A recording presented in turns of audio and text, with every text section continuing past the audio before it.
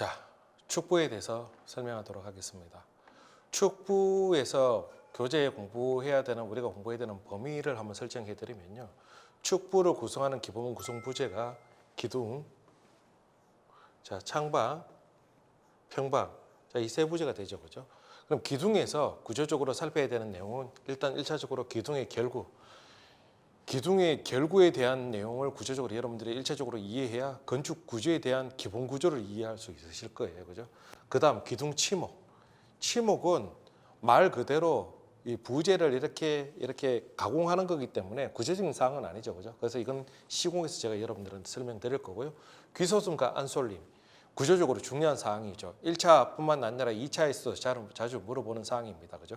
기둥을 세울 때 기둥 레벨을 다 똑같이 세우는 것이 아니라 자, 가운데 있는 정칸을 기준으로 해서 협칸 그다음에 퇴칸으로 가면서 기둥 레벨을 조금씩 높여가면서 설치하는 걸 귀소슴이라 그렇게 이야기하고, 기둥을 설치할 때 수직으로 설치하는 것이 아니라 기둥을 안쪽으로 약간 기울여서 설치하는 것을 안솔림이라 그렇게 이야기를 하죠. 그죠? 그럼 이런 귀소슴과 안솔림에 대한 어떤 그런 개념적인 거, 그런 기능적인 거, 구조적인 특징, 여기까지는 여러분들이 파악하고 계셔야 되고요. 그다음에 이 안솔림과 귀소슴 내에서도 시공적인 요소 또는 현장에서 조사해야 되는 요소, 이런 부분들도 시공할 때 시공적인 요소들이 구조에 좀 포함되어 있을 겁니다. 왜냐하면 이건 별도로 시공에서 다룰 수 있는 내용들이 아니기 때문에. 그죠? 그래서 귀소슴, 안솔림 자체가 시공으로 나온다기보다 어떤 건물들을 해체 보수할 때 이런 요소들을 조사사항으로 꾸려야 될 수 있기 때문에 제가 같이 포함해 놓은 거다, 이렇게 이해하셨으면 좋겠고요.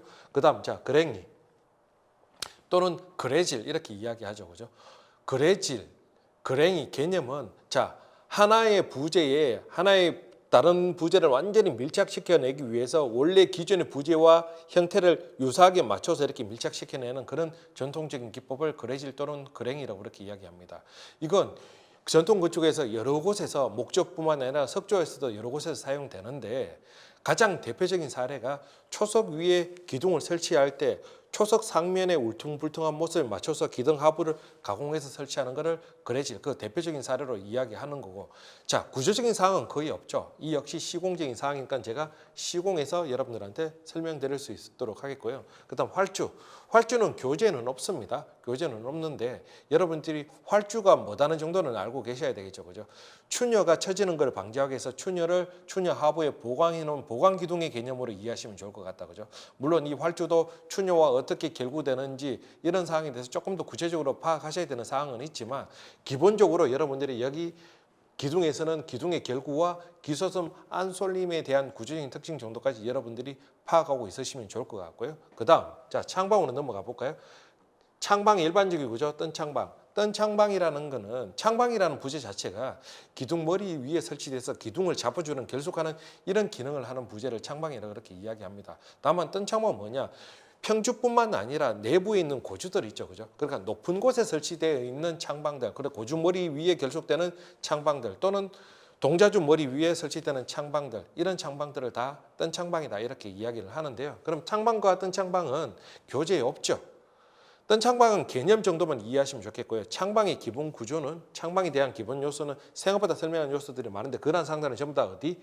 다 여기 안에서 창방에 대한 필요한 내용들은 제가 기둥 결구할 때 다 설명드릴 겁니다. 그래서 제가 별도로 따로 정리해드리지 않아요. 그럼 저 내용들을 잘 숙지하고 있으시면 창방에 대한 내용을 설령 묻더라도 얼마든지 여러분들이 정리 기술하시거나 또 답변하실 수 있으실 거라고 보여지고요.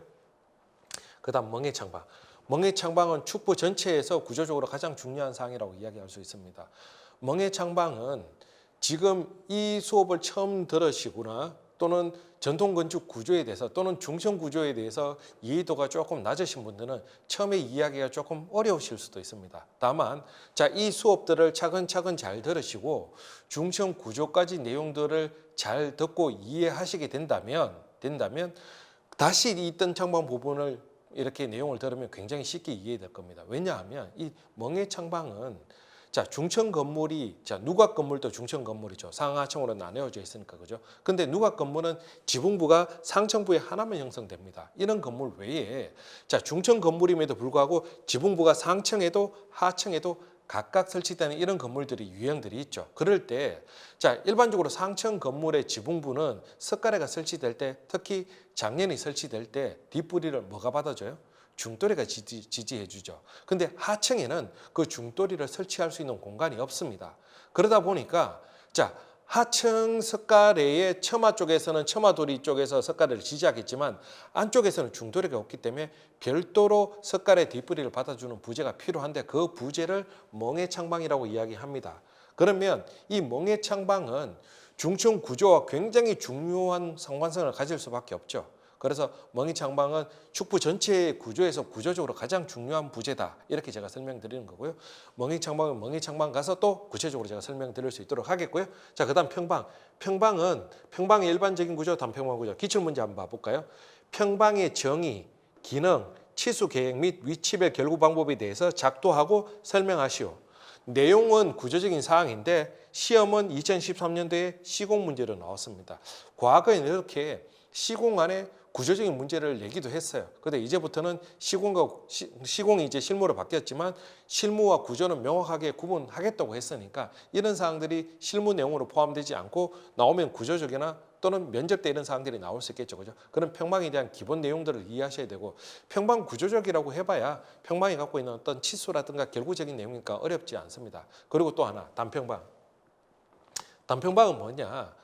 자, 평방이라는 부재의 기능은 자, 다포 건물은 기둥 위에만 공포가 있는 게 아니라 주관상에도 공포가 있죠. 그 주관상에 많이 설치되는 공포를 안정적으로 지지할 목적으로 설치되어 있는 부재가 평방입니다. 근데 다폭에 맞배집도 있죠.